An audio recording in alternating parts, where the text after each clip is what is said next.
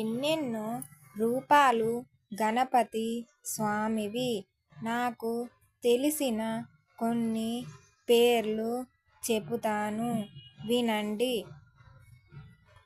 1. ఈ గణపతిని బాలగణపతి అంటారు.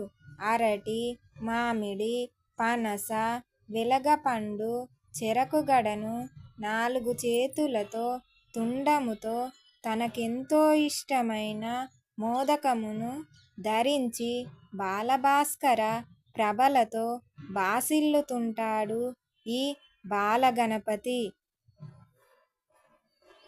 2. ఈ గణపతిని తరుణ గణపతి అంటారు.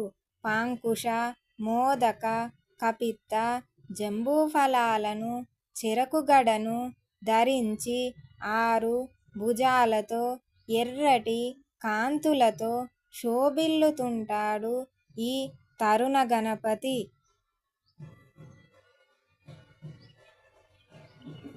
3. ఈ గణపతిని భక్తి గణపతి అంటారు.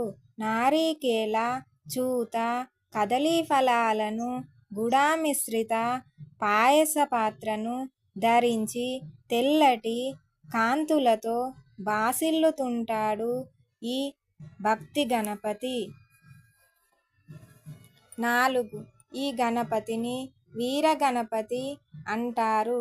బేతాళ, శక్తిశర, కార్ముక, కేటు, ఖడ్గ, ఖట్వాంగ, ముగ్ధర, గద, పాశ, అంకుశ, శూల, పరుశు మొదలైన ఆయుధాలను తన 16 చేతులతో ధరించి సింధూర వర్ణంలో బాసిల్లుతుంటాడు ఈ వీరగణపతి.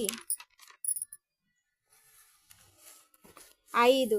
ఈ గణపతిని శక్తి గణపతి అంటారు.